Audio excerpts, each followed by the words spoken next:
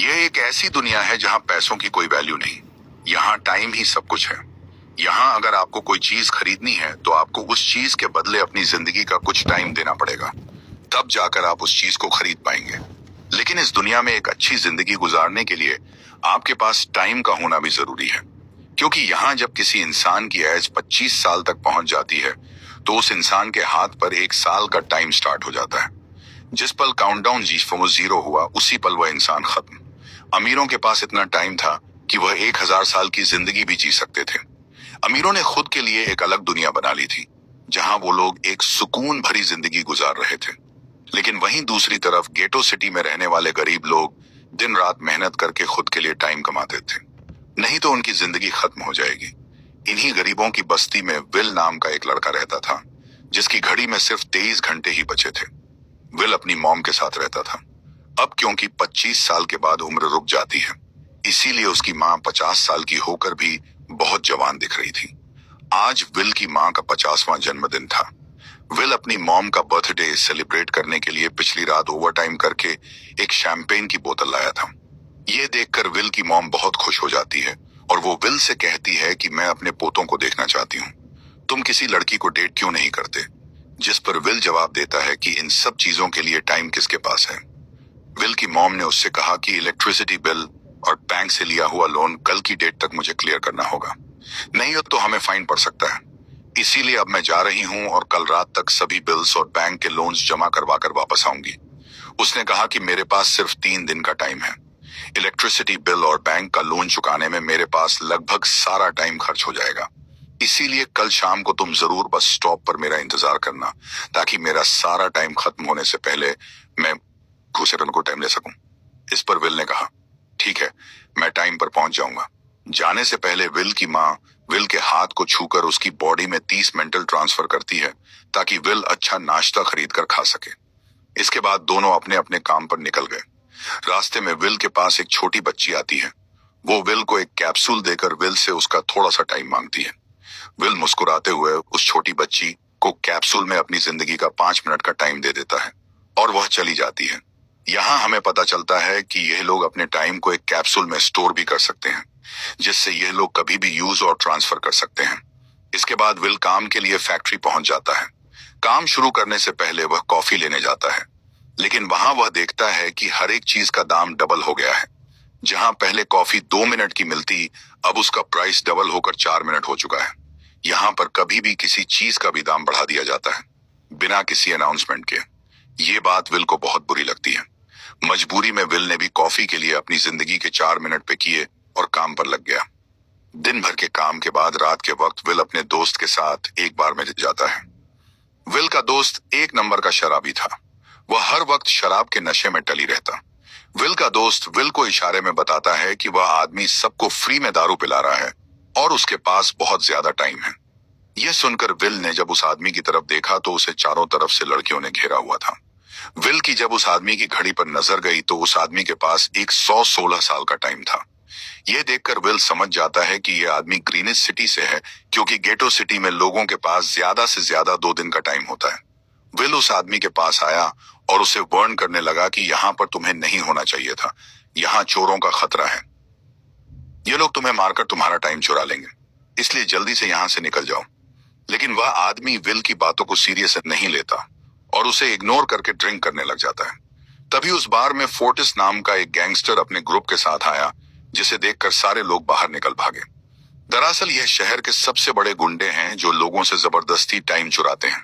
Will का दोस्त will को पकड़कर ले जाने लगा, लेकिन विल ने जाने से इनकार कर दिया और वहां एक कोने में छिपकर सब कुछ देखने लगा। फोर्टिस उस अमीर आदमी से उसका सारा टाइम लूटने आया था। फोर्टिस उस अमीर आदमी को चैलेंज करता है कि चलो पंजा लड़ाते हैं, और जो हारेगा वह अपना सारा टाइम जीतने वाले को दे देगा। यह टाइम फाइट आर्म रेसलिंग की तरह थी, जिसमें 2 लोगों को एक दूसरे की कलाई पकड़नी होती थी। जिस भी इंसान की कलाई नीचे होती थी उसका टाइम घटने लगता था और वह टाइम उस आदमी के हरे हाथ में ट्रांसफर होने लगता था जिसकी कलाई ऊपर होती थी।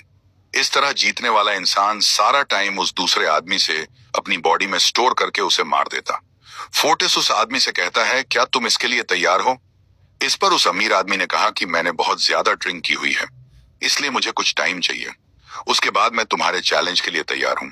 फर्टिस कहता है कि ठीक है, ये तुम्हारी आखिरी ख्वाहिश है। जाओ, मैं तुम्हें तैयार होने के लिए कुछ मिनट देता हूँ। फर्टिस उसके साथ अपना एक आदमी भी भेज देता है ताकि यह भाग ना सके। वह अमीर आदमी बाथरूम में आकर बहुत ज्यादा उल्टियां करने लग जाता है क्योंकि उसे काफी चढ़ गई थी। इसलिए अगर वह इस हालत में फोर्टिस से पंजा लड़ता तो इस अमीर आदमी का हारना कंफर्म था। तभी विल वहां पर आ जाता है। वह फोर्टिस के आदमी को मारकर उस अमीर आदमी को अपने साथ उस जगह से बाहर निकाल लेता है और उसे फोर्टिस से बचाकर एक सेफ जगह पर ले आया। विल ने उस अमीर आदमी से कहा कि मैंने तुमसे कहा भी कि तुम्हारी जान को खतरा है। तुम जानबूझकर अपना टाइम क्यों बर्बाद कर रहे हो? वो आदमी विल को अपना नाम हेनरी बताता है और वो विल से पूछता है कि तुम्हारी उम्र कितनी है? विल ने बताया 28 साल। हेनरी ने कहा, मेरी उम्र 105 साल है और अब मैं जिंदगी से थक चुका हूँ। मैंने अपनी लाइफ में हर एक चीज का मजा लिया है और अब मुझे इस जिंदगी की जरूरत नहीं है। मैं जीना नहीं चाहता। यह सुनकर विल ने हैरानी से पूछा, आखिर तुम कहना क्या चाहते हो? इस पर हेनरी ने कहा, लगता है तुम अब तक हकीकत से अनजान हो। क्या तुमने कभी सोचा है कि इस दुनिया में अलग अलग टाइम जोन्स क्यों बनाए गए हैं? आखिर क्यों तुम्हारे टाइम जोन गेटों में किसी भी वक्त चीजों के दाम और टैक्स बढ़ा दिए जाते हैं?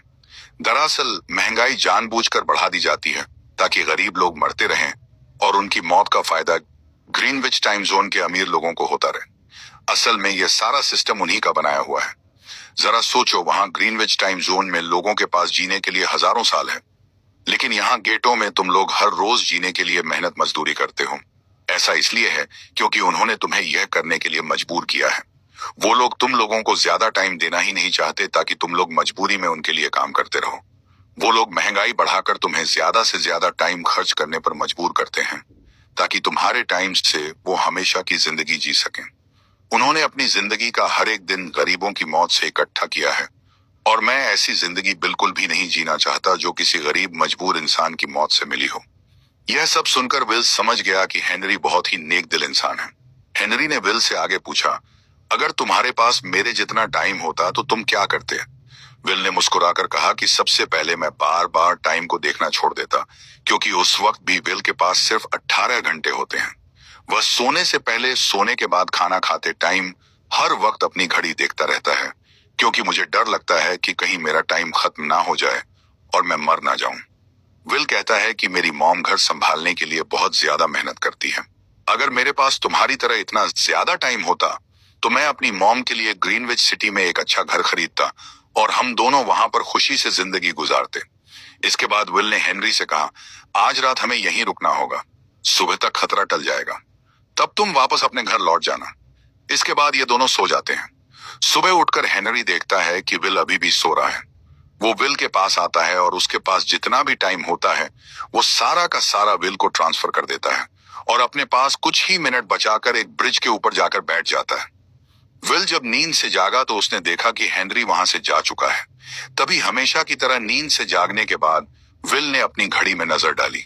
विल की घड़ी में अब 116 साल ऐड हो चुके थे। यह देखकर उसकी आंखें खुली की खुली रह गईं। उसे लगा कि वह अभी भी नींद में है और सपना देख रहा है। इसी दौरान विल की नजर विंडो पर पड़ी जिस पर लिखा था, मेरा टाइम बर्बाद मत करना। वह समझ जाता है कि हेनरी ने मुझे अपना सारा समय दे दिया है। तभी विल ने हेनरी को दूर एक ब्रिज के किनारे पर बैठे देखा। विल जल्दी से हेनरी की तरफ भागा, लेकिन अब बहुत देर हो चुकी थी क्योंकि हेनरी के पास अब बस कुछ ही सेकंड्स बचे थे और थोड़ी देर बाद वह एक झटके से मरकर ब्रिज से नीचे पानी में गिर गया। विल को हेनरी की मौत का बहुत ज्यादा दुख होता है।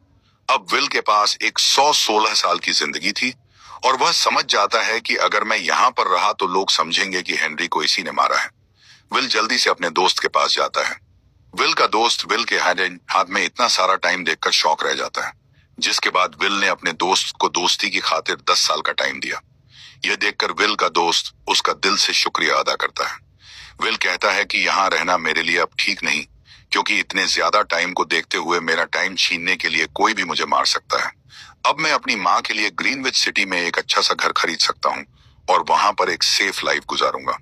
जिसके बाद विल अपने दोस्त को गुड बाय कहकर वहां से निकल जाता है और सीधा उस बस स्टॉप पर जाकर माम का इंतजार करने लगता है, जहां 2 दिन पहले उसकी माम ने उससे कहा था कि मैं इलेक्ट्रिसिटी का बिल और बैंक का लोन चुकाकर इस बस स्टॉप पर पहुंचूंगी। दूसरी तरफ विल की मॉम सारे लोन और बिल्स भरने के बाद घर लौटने के लिए बस में चढ़ी, पर तभी उसे पता लगा कि एक ही दिन में बस की टिकट के दाम डबल हो गए थे।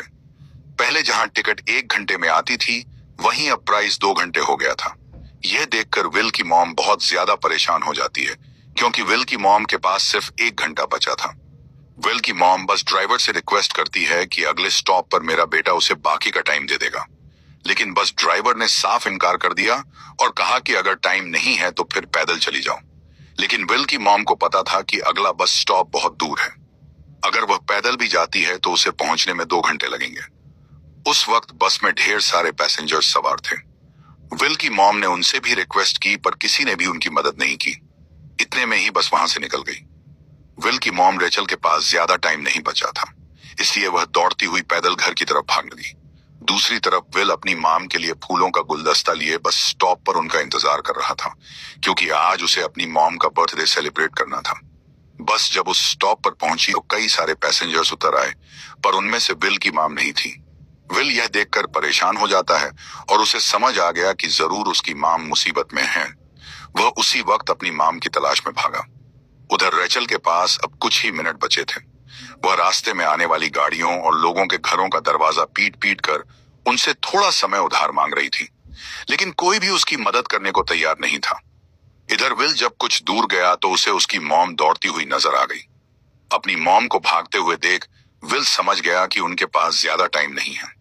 वह अपना हाथ आगे करके तेजी से उनकी तरफ दौड़ने लगा।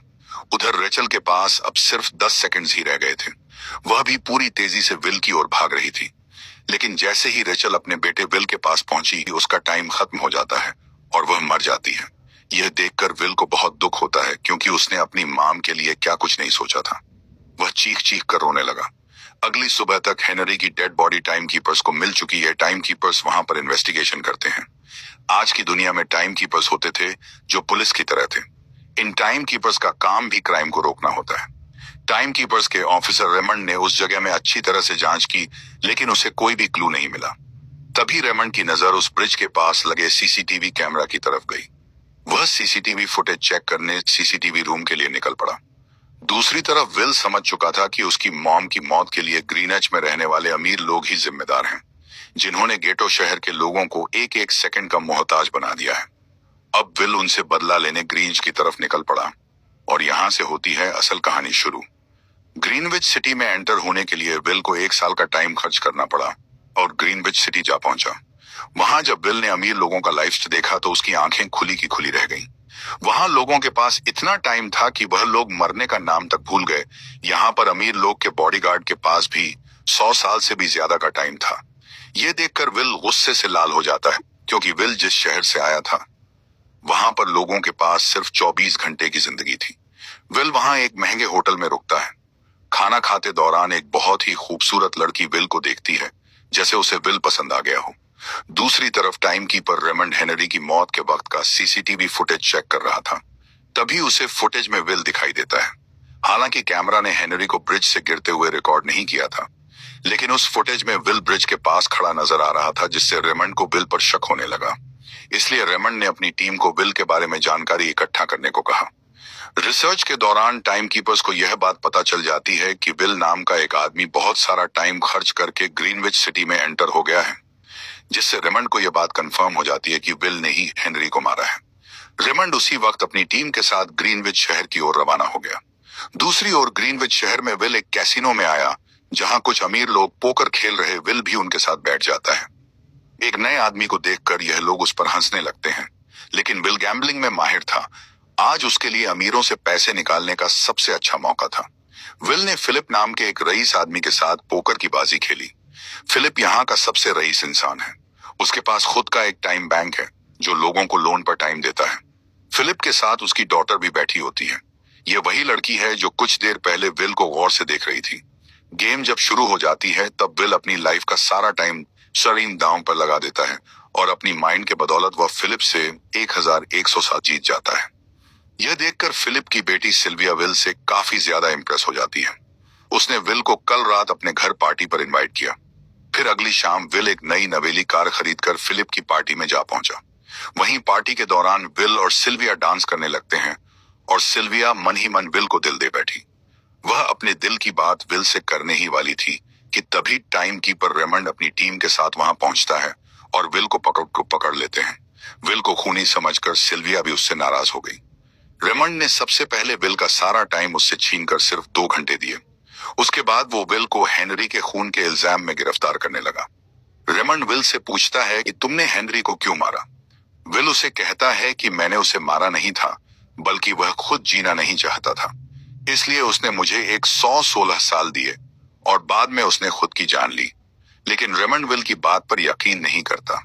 विल समझ जाता है कि रेमंड मुझे हेनरी के झूठे केस में फंसाकर उम्र भर कैद के लिए मुझे जेल में डाल देगा, इसलिए वह मौका देखते ही रेमंड के आदमियों को मारकर खुद को आजाद कर लेता है और उनकी बंदूक लेकर सिल्विया को बंदी बना लिया। सिल्विया को ढाल बनाकर विल उसे साथ लेकर भाग निकला और रेमंड और उसके आदमियों को चकमा देता हुआ वापस गेटो शहर आ पहुंचा। इस दौरान विल के पास टाइम काफी कम बचा था।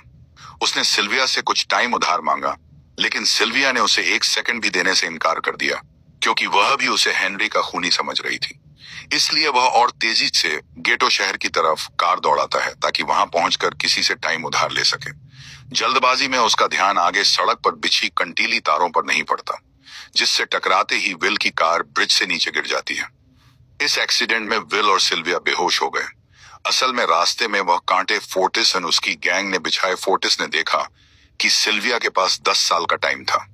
वह सिल्विया का सारा टाइम चुराकर वहां से निकल जाते हैं। इतने में ही विल और सिल्विया को होश आया। सिल्विया ने जब अपने हाथ की तरफ देखा तो वह परेशान हुई, क्योंकि उसके पास सिर्फ 30 मिनट ही बचे थे और विल के पास भी कुछ मिनट ही बचे थे। पर फिर भी उसने सिल्विया को अपने कुछ मिनट दिए, जिससे इन दोनों का टाइम बराबर हो गया। इसके बाद विल सिल्विया को लेकर जल्दी से अपने दोस्त के घर जाता है, जिसे उसने 10 साल दिए थे। जब उसके दोस्त की वाइफ ने दरवाजा खोला और उसने विल को देखा तो उसने विल से नाराजगी जताते हुए कहा, तुम्हारे दिए हुए 10 साल ने मेरे हस्बैंड की जान ले ली। उसने सारा टाइम शराब में उड़ा दिया, जिससे उसकी मौत हुई। यह सुनकर विल मायूस हो गया, लेकिन अब इन दोनों के पास भी ज्यादा टाइम नहीं था। अगर यह दोनों जल्दी से कुछ नहीं करते तो इनकी भी मौत पक्की थी। तभी विल ने सिल्विया के कानों में ईयरिंग देखी जो हीरे की थी। उसे बेचकर विल एंड सिल्विया को 2 दिन का टाइम मिल गया। इसके बाद विल सिल्विया को लेकर फोन बूथ पर आया। उसने सिल्विया के पिता फिलिप को कॉल किया और बताया कि उसकी बेटी अब तक सही सलामत है। उस वक्त रेमंड भी फिलिप के पास ही मौजूद था और विल को भी पता था कि रेमंड भी वहां मौजूद है। विल ने सिल्विया को छोड़ने के बदले 10,000 साल का टाइम मांगा और वह 10,000 साल टाइम बैंक के जरिए गरीब लोगों में बांटने को कहा और कल सुबह तक का टाइम दिया। हालांकि फिलिप के लिए यह रकम कुछ भी नहीं थी, पर फिलिप किसी भी कीमत पर गरीबों को टाइम नहीं देना चाहता था। इधर विल सिल्विया को अपने घर ले आया, जहां पर दोनों सुबह होने का इंतजार कर रहे थे। इसी दौरान सिल्विया ने विल से पूछा कि उसकी फैमिली कहाँ है। इस पर विल ने बताया कि पिछली रात ही टाइम न होने की वजह से मेरी माँ की डेथ हुई। यह सुनकर सिल्विया को बहुत बुरा लगता है और उसे एहसास होता है कि यहाँ गरीब लोग हर पल मौत के डर में जीते हैं। उन्हें एक दिन का टाइम कमाने में कितनी मेहनत करनी पड़ती है। अगली सुबह बैंक खुलते ही विल और सिल्विया खिड़की से बैंक पर नजर रखने लगे, लेकिन बैंक ने गरीबों में टाइम नहीं बांटा। सिल्विया ये देखकर बहुत मायूस हो गई कि टाइम के आगे उसके पिता के लिए अपनी बेटी की भी कोई कीमत नहीं थी। अब सिल्विया को समझ आ गया कि उसके पिता सिर्फ बिजनेसमैन नहीं है, बल्कि वह इस सिस्टम के हेड हैं। वह गरीब लोगों की मौत से अपनी जिंदगी के साल जमा करते हैं। सिल्विया को यूं मायूस देखकर विल ने उसे वापस घर भेजने का फैसला किया। वो उसे फोन बूथ पर ले आया और अपने पिता को कॉल करके अपने लिए मदद बुलाने को कहा। इस दौरान विल सिल्विया को वेपन भी दे देता है ताकि वह खुद की हिफाजत कर सके। इधर सिल्विया फोन पर अपने पिता से बात कर रही थी कि तभी टाइम कीपर रेमंड चुपके से वहां आ पहुंचा और विल पर गन तान दी। रेमंड विल पर गोली चलाने ही वाला था कि तभी सिल्विया ने रेमंड को देख लिया और घबराहट में रेमंड पर गोली चला दी। यह देख विल घबराकर रेमंड के पास आया। हालांकि वो गोली रेमंड के हाथ को छूकर निकल गई थी। रेमंड के हाथ से बहुत खून निकल रहा था। विल ने रेमंड की घड़ी देखी। रेमंड के पास सिर्फ 2 घंटे बचे थे। दरअसल टाइम कीपर्स को भी सैलरी के तौर पर हर रोज एक दिन का ही टाइम मिलता था। विल समझ गया कि जब तक रेमंड के पास उसके टीम वाले पहुंचेंगे तब तक रेमंड का ज्यादा खून बहने की वजह से उसकी मौत हो गई होगी। इसलिए विल रेमंड को 2 घंटे का टाइम देते हुए रेमंड की कार को लेकर वहां से निकल गया। रेमंड को गोली मारकर अब सिल्विया भी क्राइम लिस्ट में आ चुकी थी। हालांकि विल ने सिल्विया से कहा कि वो अभी इन सब से निकल सकती है, लेकिन ग्रीन्च में सिल्विया की जिंदगी पिंजरे में कैद पंछी की तरह थी। उसके पिता फिलिप ने उस पर बहुत सारी पाबंदियां लगा दी थी, पर यहाँ आकर उसे आजादी का एहसास हो रहा था, क्योंकि यहाँ वह अपनी मर्जी की मालिक थी और सिल्विया समझ जाती है कि यहाँ पर लोगों के साथ गलत हो रहा है। अब वह भी गरीबों को उनका हक दिलाने में विल के साथ थी। विल और सिल्विया ने मिलकर अमीरों को लूटना शुरू कर दिया। सिल्विया, जो कि ग्रीनिच सिटी के चप्पे चप्पे से वाकिफ थी, इसीलिए इन दोनों ने प्लान बनाया कि वो ग्रीनिच सिटी में बैंक से टाइम कैप्सूल चुराएंगे और उनको गरीबों में बांट देंगे। सिल्विया ने सबसे पहले अपने पिता फिलिप के कई सारे बैंक्स में डाका डाला, क्योंकि फिलिप ने गरीबों की मौत से वह सारा टाइम इकट्ठा किया था। इन दोनों ने तिजोरी से सभी टाइम कैप्सूल बैग में पैक करके वहां से निकल गए और उन्हें गरीबों में बांटने लगे। इतनी बड़ी चोरी करने के बाद अब सरकार भी इन दोनों से तंग आ चुका था, इसीलिए सरकार ने इन दोनों के सर पर 10 साल का टाइम इनाम रख दिया। यह खबर सुनते ही गैंगस्टर फोर्टिस अब इन दोनों को कुत्ते की तरह ढूंढने लगा, लेकिन विल और सिल्विया हर रोज अपना ठिकाना बदलते रहते थे, जिससे वह किसी के हाथ नहीं आते थे। यह दोनों एक होटल में छुपे हुए थे। इनके पास टाइम की कमी तो थी नहीं, इसलिए उन्होंने पूरे होटल को ही बुक कर लिया था। फोर्टिस इन दोनों की तलाश में उस होटल के बाहर आ पहुंचा। वहां उसने कुछ लोगों को पकड़कर उनसे विल और सिल्विया के बारे में पूछने लगा, लेकिन उन लोगों पर विल और सिल्विया के बहुत एहसानात थे, इसलिए यह लोग मरने के लिए तो तैयार थे, पर विल और सिल्विया का ठिकाना बताने के लिए तैयार नहीं थे।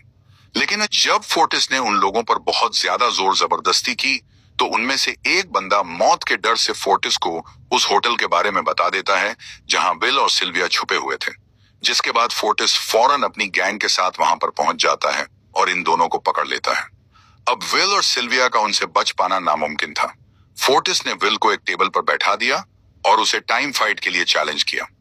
विल समझ गया कि अगर मैंने चैलेंज किया तो फोर्टिस के गैंग वाले लोग मुझे मार देंगे, इसलिए क्यों ना आज इसके साथ पंजा आजमाया जाए। फोर्टिस और विल ने एक दूसरे की कलाई पकड़ ली और मौत का खेल शुरू हुआ। फोर्टिस माहिर खिलाड़ी था। उसने शुरुआत में ही विल का हाथ नीचे कर दिया, जिससे विल का टाइम तेजी से फोर्टिस में ट्रांसफर होने लगा।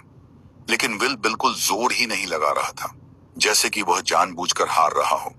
पर जैसे ही विल के पास अपनी लाइफ के 3 से 4 सेकंड बचे, तभी विल ने अपनी पावर दिखाई और एक झटके से फोर्टिस का हाथ नीचे कर दिया। फोर्टिस की आंखें खुली की खुली रह गईं। वह पूरा जोर लगाकर अपना हाथ ऊपर करने की कोशिश कर रहा था, लेकिन विल की ताकत के आगे वह ढीला पड़ चुका था। यह देख फोर्टिस के आदमियों का ध्यान फोर्टिस की घड़ी पर अटक गया। अब उनका बॉस मरने वाला था। इतने में ही मौका पाकर विल ने अपने जूते से गन निकाली और पलक झपकते ही फोर्टिस के सारे आदमियों को शूट कर दिया, क्योंकि अगर वह ऐसा नहीं करता तो वह लोग उसे मार देते। इसी के साथ फोर्टिस का टाइम 0 हो गया और वह भी मारा गया। विल और सिल्विया जल्दी से वहां से भाग निकले। इसी दौरान उन्होंने देखा कि अमीरों ने सारा खेल पलट दिया था। विल और सिल्विया ने गरीबों में जितना भी टाइम बांटा था, उसकी वैल्यू अब कुछ भी नहीं रही थी, क्योंकि अमीरों ने महंगाई के दर को कई गुना बढ़ा दिया था। यह देख विल हारा हुआ महसूस करने लगा और उसे लगा कि मैं कभी भी इन गरीबों को उनका हक नहीं दिला सकूंगा। उसने सिल्विया से कहा कि अब सब खत्म हो चुका है। अगर वह लोगों में 1000 साल भी बांट दें, तो अमीर लोग महंगाई को और ज्यादा बढ़ा देंगे, जिससे लोगों की हालत कभी नहीं सुधर पाएगी। सिल्विया ने कहा कि कोई तो रास्ता होगा। इस पर विल ने कहा कि हमें लाखों साल चुरा कर इन लोगों को देने होंगे, तब जाकर हम लोग महंगाई को कंट्रोल कर सकते हैं। हालांकि यह इतना आसान नहीं था, पर सिल्विया ने इसके लिए एक प्लान सोच रखा था। अगली ही सुबह जब फिलिप अपने बॉडीगार्ड्स के साथ ऑफिस पहुंचा, तभी सिल्विया वहां आई और उसने अपने पिता से कहा कि वह सरेंडर करना चाहती है। तब सारे गार्ड्स ने सिल्विया पर गन तान दी, लेकिन तभी वहां पीछे से गार्ड के बेस में छिपा विल वहां आ पहुंचा। उसने फिलिप के सर पर गन रखी और उसके जरिए लॉकर का दरवाजा खुलवाया। विल और सिल्विया ने फिलिप के लॉकर से एक टाइम कैप्सूल चुरा लिया, जिसमें 10 लाख साल का टाइम मौजूद था। इस टाइम कैप्सूल का एक साल गरीबों की ही मौत से आया था। विल और सिल्विया वह टाइम कैप्सूल लेकर भाग जाते हैं। इधर रेमंड को जब यह बात पता चली, तो वह फौरन विल और सिल्विया के पीछे लग गया। जब रेमंड ने अपने हाथ पर घड़ी को देखा, तो उसके पास 1 घंटे से भी कम टाइम बचा हुआ था। वह हेडक्वार्टर कॉल करके कहता है कि मुझे मेरी सैलरी कैप्सूल में भेज दो, मेरे पास टाइम कम है। लेकिन इससे पहले कि वह अपनी बॉडी में कैप्सूल से टाइम ट्रांसफर कर पाता, उससे विल की कार दिख जाती है और वह कैप्सूल से अपनी बॉडी में बिना टाइम ट्रांसफर किए उनके पीछे लग जाता है। क्योंकि अगर वह 10 लाख साल गरीबों को मिल जाते तो गेटो टाइम जोन का हर एक इंसान अमर हो जाता और अमीरों का बनाया पूरा सिस्टम तहस नहस हो जाता। रेमंड ने विल और सिल्विया को पकड़ने के लिए अपनी पूरी जी जान लगा दी, लेकिन वह उन्हें रोक नहीं पाया। विल और सिल्विया रेमंड को चकमा देकर गेटो शहर आ गए और वह टाइम कैप्सूल एक बच्ची के हाथों में सौंप दिया। उन्हें पता था कि रेमंड सीधा हमारे पीछे गेटो शहर पहुंचेगा, इसलिए उन्होंने इस जगह को छोड़कर एक सुनसान जगह पर चले गए। उधर उन्होंने गेटो शहर के लोगों में लाखों साल बांटकर उन्हें अमर कर दिया था, लेकिन खुद इन दोनों के पास बहुत ही कम टाइम बच जाता है। बदकिस्मती से उसी पल रेमंड ने उन्हें पकड़ लिया। रेमंड ने विल को धमकी देते हुए कहा, अगर तुम्हें अपनी जान प्यारी है तो चुराया हुआ सारा टाइम वापस कर दो। तब विल ने उसे अपनी घड़ी का समय दिखाया। विल और सिल्विया के पास कुछ ही मिनट बचे थे। विल ने रेमंड से कहा, कहीं तुम भूल तो नहीं गए?